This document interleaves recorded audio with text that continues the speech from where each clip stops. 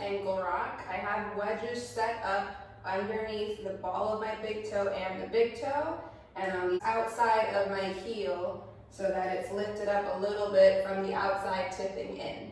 You're going to start with your weight on the back foot. You're going to maintain a heavy right heel as this heel starts to lift up. And you're going to notice that as I let my shin move forward, the arch of this front foot starts to relax into the ground, so it looks flatter. When I bring my weight back onto my back foot, I'm still keeping contact with the big toe, the pinky toe, and the heel. You'll see the arch has lifted. So again, when I move forward, I'm going to keep a heavy heel on my right, make sure all 3 points are in contact, and then I'm going to come back to my back heel. And you'll see the arch lifting up.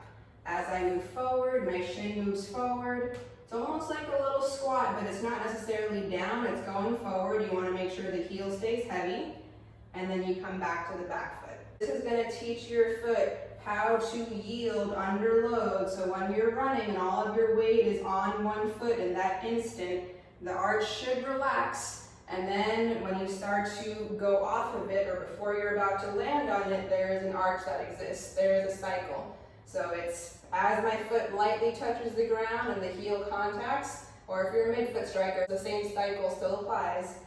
You're going to be in an arched foot and a relaxed arched foot as your weight is on top of it, and then when you go to toe off, it has to coil back up and spring again. So you're letting your foot move through what we call supination and pronation. Both things are needed when you're running if you're trying to be efficient and trying to get everything else to work together really well.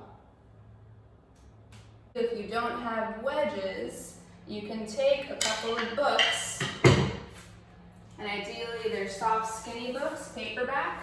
You can fold them in half so they're just like about a centimeter or less thick. We don't want too much.